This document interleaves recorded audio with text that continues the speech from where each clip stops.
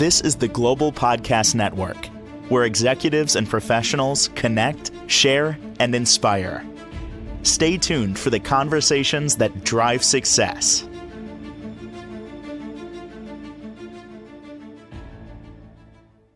So it's one of those modalities that I'm pretty sure you've heard the name, but I'm also pretty sure you probably don't know deep details about it. And we have this one perception of it. I'm referring to reflexology. So the first thought you have is, somebody's just working with your feet and makes you feel better. But there's so much more going on there. And we're going to dig into that and lots more today. This is all about healing.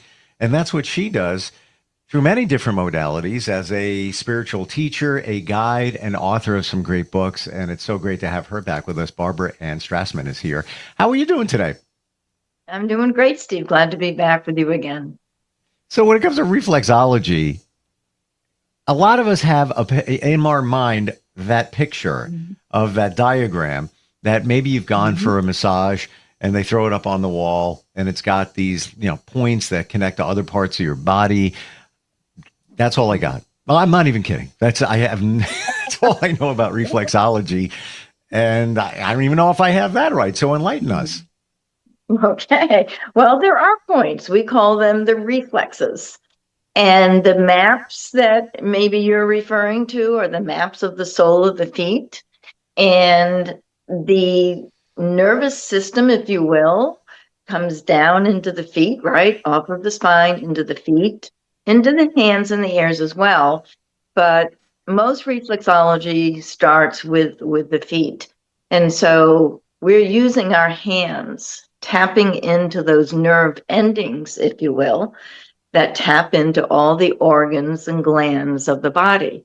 So through that pressure from our fingers and our thumbs, we're stimulating those reflexes. So when you see the map of the feet, we know what part of the foot relates to what organ or gland. And it's really a true map of your body. So like on the right side of your body, you have the liver, the gallbladder. So you will see the reflexes for those organs on the right side of the plantar surface of the foot, the sole of the foot. And on the left side, you're going to see the spleen and the other organs and glands. So it's anatomically correct. And very often I have sensitive people on the table and I'll be working those reflexes. The touch doesn't have to be heavy, but you learn what is good for a person. And a lot of times they can feel the energy actually going to that area of the body. Wow. And they can feel how their body is starting to relax. Because we're stimulating everything. Okay, physically, mentally, emotionally, energetically. It's really a whole body therapy system, if you will, and it's profound. It brings you to a profound state of healing where your inner wisdom, your body takes over. Is this, since it's in line with Chinese medicine, as is acupuncture, is this just a different way of doing the same thing? So acupuncture, it hits meridians at certain points and addresses certain organs in the body. Is this very much the same, except we're not using needles? It's similar. Okay, because we're working with the organs and glands and all the systems of the body through the nervous system. The acupuncture goes through the energy body, the meridians. But there is specialized training in reflexology, which I have, where I incorporate the meridians. So without the needles, again, just finger thumb pressure, I can tap into the first kidney point for the kidney meridian. I can feel that flow of energy and I can just track it with my fingers. So it's not maybe correct to say I do the same as acupuncture, but I can tap in and feel the flow. I can feel where there's a resistance, and I work those meridians in the way that I do reflexology because of my specialized training. So it is different, but similar. So one's working through the nervous system, all the organs and glands, and the other is really just the meridians, both very, very effective though. And if somebody doesn't like needles, reflexology is awesome. You said something a few moments ago that kind of a mind blow for me, and I want to make sure I understood it right. That when you start doing this, and I'm gonna put it in my words how I interpreted it. When you start doing this, it sounds like you're waking up the body to heal in general. Yes. You're bringing it, reflexology uses the word homeostasis, into a state of balance.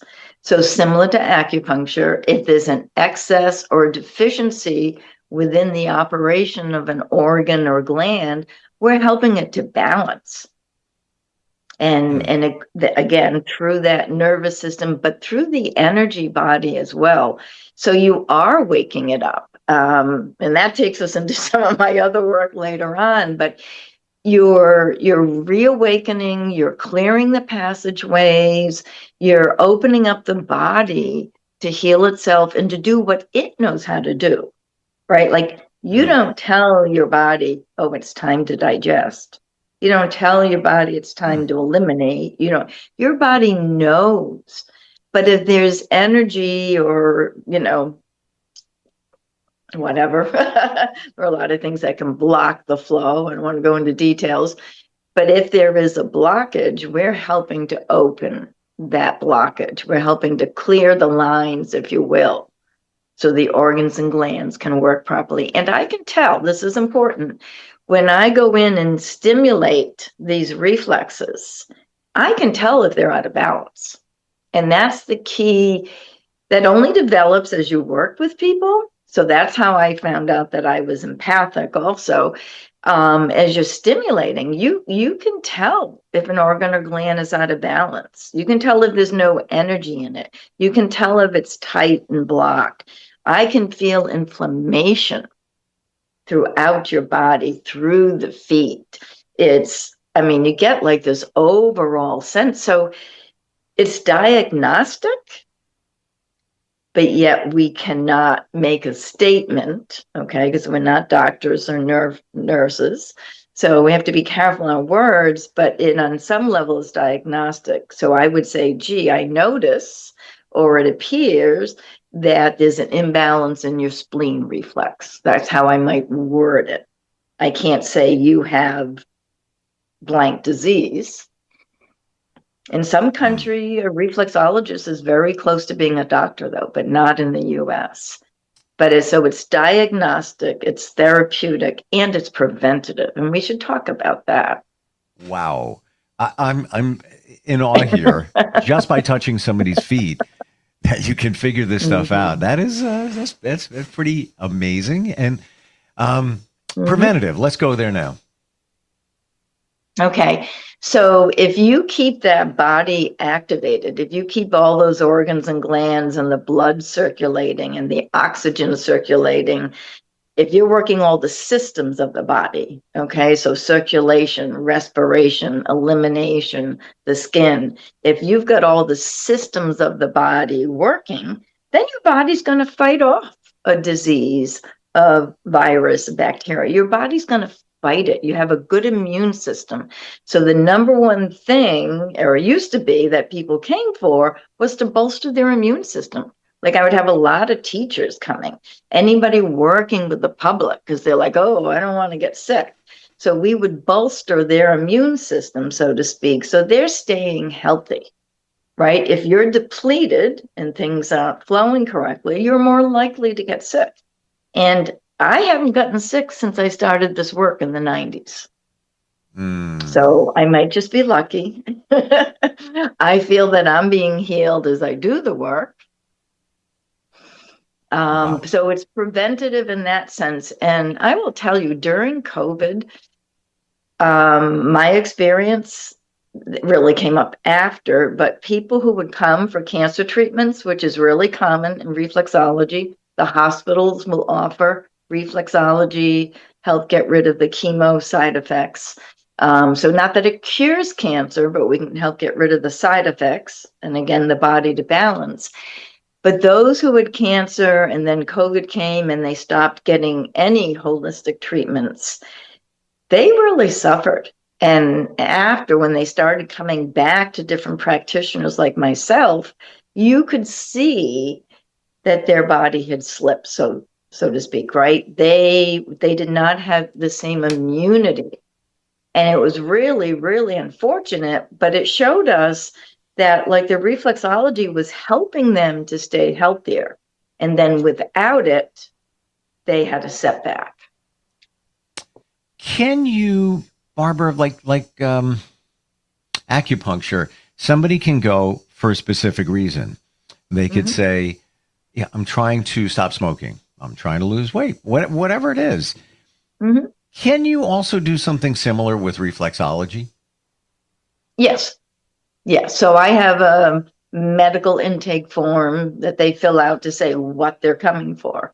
So it can be any type of pain, common as your back pain, shoulder, neck, headaches. You can address it, through knowing what reflexes would affect that area of body, what reflexes might connect with the type of ailment. So most people come in, at least for my work, with a specific condition. You can do straight relaxation, but most people come in for a purpose. A lot of women come in for menstrual difficulties, menopause issues. You can work with depression, anxiety is a big one, but also just those physical aches and pains is very common. So they come in with a reason, and then we work the corresponding reflexes in the whole body, but we give extra focus. So like the acupuncturists, they check out the pulse, right? So I'm checking out, right, your whole nervous system and your energy body, and I can tap into your aura. So again, I'm addressing that whole being with the abilities that I have. So reflexology is pretty encompassing, and we don't all have the same skills, but yet the trainings now they're phenomenal. We're getting deeper and deeper into the physiological aspects. And as we're learning more about the brain in general, the work is really becoming more and more medically oriented. Even thousands of years later, we're still perfecting, if you will, reflexology? We're advancing, perfecting, but advancing and advancing. There's a couple right now, Kevin and Barbara Kunz, they are doing MRI studies. So they'll have somebody in an MRI machine. They're working the reflexes. And so they'll be doing their reflexes on the brain, let's say, and they can literally see the machine will light up and respond and prove that the reflexes they're stimulating according to their charts are actually being stimulated. The MRI is showing it, and it's just taking reflexology to a new level, because we're proving the benefits. We're proving as we tap in to that nerve what is happening. The body is responding, the brain, the nervous system. And it's amazing. Can you give an example of somebody you worked with, what they were going through, how long it took, and then what the result was? Why don't we start with my son? So my son was the reason I got into reflexology, which we've talked about a little bit, the reflexology book that fell off the shelf, so to speak. So this was before I was even trained. And he had a spleen issue, liver, spleen. His blood wasn't flowing properly. The spleen was really blocking the blood cells. Okay, they weren't producing enough and they weren't releasing. But before I knew all that, I started just playing with his feet from this book, and I'm just tapping in. I could feel the difference in his feet then, even without training. Okay, I could sense. So I would work on his feet, and then I would go look it up in the book. It's like, oh, it's the spleen reflex. Oh my God, that ties in a little bit with the doctors. So I would work it. Then I was finding the liver reflex. So then I studied, and then I found out that there is a connection between the liver and the spleen, the red blood cells and white blood cells. So I would work him at night. And this story really has the most proof, because we were working with the doctors, getting nowhere, unfortunately, not their fault, but getting nowhere, no idea of how to treat him, what to do. And long story short, as I really started seeing results with him, I started working every night on him a little bit. Wow. And we finally reached a doctor who was willing to listen. And we tracked the results, and he finally let me get my son off of prednisone, and his blood count kept getting better and better and better, because we were putting oxygen back into the bloodstream. I was clearing out the spleen, like balancing, because it was overloaded. We got the blood flowing, we got the spleen releasing all those dead blood cells, and his blood count started coming back up. So those were coming up, and we were getting him off the prednisone. It was wonderful. And that was the proof, because nothing was working. The prednisone did nothing. It did not change his blood counts. It did not make him healthier. It just made him put on weight. The poor kid was swollen. It did nothing for I don't know how long. And then as I started working him, it changed. So every case is different. Obviously, you can't say how long it's going to take something to clear. Sometimes there are miracles and something just clears immediately. Other times not. But this to me was just proof that I needed to switch careers and go into the healing. I mean, like, you can't make that up. And the doctors were blown away. They had no answers for Michael after 3 years in 3 hospitals. And this made the shift. So, wow. Yeah. And as we said, the universe, or I believe it was your mom, speaks indirectly by mentioning that you need to help family members heal. You weren't a healer at that time. And then this book on reflexology comes flying off the shelf. You pick it up. It's almost like it was like a breadcrumb. Here, take a look at this. And that, as I understand it, kind of began your healing, your journey to help others heal. Yes. Amazing. Just it's, I'm in awe of how this is still advancing, thousands of years later. I want to press pause on reflexology, go to another word that's impactful, starts with an R, and that is retreats, which is another part of you we've never really talked about. So tell us what you got going on. I have many parts, don't I? Seriously. Many parts. I do. Yeah. All those soul parts. So because I do spiritual guidance, I do teach meditation, I teach higher consciousness, I teach healing. So I do different types of retreats. I offer different ones throughout the year. And my first one coming up, they're going to be in Lake Winnipesaukee, which you can see my shirt. Nobody else can, but it's Lake Winnipesaukee. And that's a really sacred space, the Great Lake. And I have a location on the lake, right on the water, private beach, beautiful yard. So it's a great place for spiritual retreats. And the first one I'm doing this summer is June 5th, 6th, and 7th.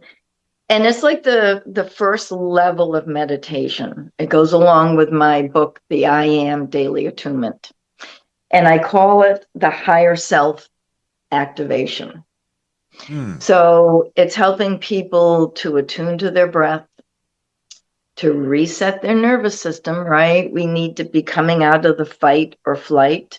So it's the power of the breath, the visualization, how to connect with that higher consciousness. What does it mean? So it's a total reset for really, this one's for like the beginners, to reset within. To who am I and how am I getting through this world? So the location is important. The energy that you set in any location is important. So we're on the lake, we're in nature, we do hikes, we connect in with our meditation work, with the hikes as well. And then there's free time. So we go kayaking, we go paddleboarding, we go swimming because we're on the lake. So there's that free time to explore and to work with self, but we spend a lot of time. I like to do a retreat where you're really getting your money's worth, so to speak, in this class. And they're small retreats. It's 8 people maximum. So you get individual attention. And this one is to really bring you back home, to start feeling comfortable in your own skin. And again, step out of the fight or flight, which we need now. So much. So this one I'm actually, so it's offering June 5th, 6th, and 7th. And then I'm doing it a second time on October 2nd, 3rd, and 4th. And then there are other retreats coming, and each one kind of goes to a higher level. So depending on where you are on your spiritual journey, each one is a little bit different, going higher and higher. So we meet all the needs, if you will, at the different places that each people come from. What do you hear from those that go to the retreats? They find that it's almost like an awakening for them? Oh, totally. Totally an awakening. They come to a whole new sense of self and self-confidence and inner awareness. They would definitely say awakening. They love the fact that it's community oriented. They find like-minded people. They find people who are maybe at the same experiences in life, and they're willing to share. So they find out they're not alone. And that's really important. And they're safe. They can open up. They can tell their stories. It's a safe place. And it gives them room to breathe and to truly awaken. Some of them have, experiences that are beyond even the level of what the class was intended. Some of them have had inner child experiences. Some of them have had a spiritual guide come in. So even though that may not be the intention, as they're awakening whatever's right for them, I mean, it's profound. And the connection they make with each other is really a profound connection, as if their souls knew each other. And you can't orchestrate that. If it happens, it happens. But it is, even especially some cancer patients, they have felt truly awakened and reinvigorated. You got this on my radar, I got to tell you, Barbara. And I was away last summer, my little personal retreat somewhere in the Caribbean, and I passed by a restaurant. There was a sign of something similar on a lake, like a river. I'm like, you know what? I think I'm going to do that. I think I'm going to do that. And then I looked closer, and it was like 2 hours away. Not easy to traverse, shall we say, up in the mountains, and I didn't do it. Just a lot of work to get there. Put it that way. Okay. If it was closer, I would have been like, you know what, I'm going to do that. So there was logistics involved. But this sounds amazing. Now, where is it again? So Lake Winnipesaukee, the town of Wolfboro, New Hampshire. For those who don't know Lake Winnipesaukee, it's an enormous lake. And we're welcome to men and women. We have rooms with twin beds, full beds. Wow. And not really children, but really anybody 18 and above, I would say, could come. And I do specialized retreats. So if you have a group and you want a special topic that you want to explore, we can customize a retreat to a group as well. Wow. Fantastic. We've never really gone into this, little bits and pieces here and there, but this sounds amazing. And obviously you pick great times of the year where it's not too hot. It's warmed up. It's not not cool. Even in October, it's still going to be beautiful. Indian summer and all of that. Oh, it's gorgeous in October. I'm usually still swimming like Columbus Day weekend up there. Yeah. It's totally beautiful. You get it. Your Indian summer, right? Love it. How do we find out about that and what you do? Obviously, the reflexology part of you that's got to be in person, can't be done virtually. But Right. how do we connect with you? Okay. So the best way is through my email, soulwoman, SOLEWOMAN, number 9, @gmail.com. So you can email me directly if you're interested in a retreat or a session, or go to my website, www.heartandsoul, holistic.com. So heartandsoulholistic.com. And there's a button there when you can sign up to receive my emails. So the retreats aren't listed in detail on the website, but you sign up for the email and you'll get the details, or you email me. Because I'm going to be sending out these emails as time goes on, because there's 6 different retreats that we're going to be putting out before December ends. And the details, there's a lot of details to understand what level you want to be at. And I really encourage people to email me. They'll see my number, they can call me, because you want to know at what level you're at. And I'm just happy to explain that to people. And the other thing, like you say, reflexology is in person, but a lot of my healing work, if you go under the healing therapy tab on my website, you'll see I do distance healing work. So we can do, soul retrieval work. We can do past lives, trauma work. There's a lot that we can do on Zoom. And Yes. you can feel like I'm touching you. Believe it or not, people can feel it, because I can still go in and work that energy. So there's a lot. You don't have to be local. And I do that all the time. I do distance healing work. And anybody who does Reiki understands that. But my divine matrix work is like Reiki on steroids, if you will, because it goes to it's just it's different. I have to admit, it's different. It's really clearing that auric field and getting those traumas out of your cellular memory. I've had that work done, and I can tell you, probably 90% of all the energy work was virtual.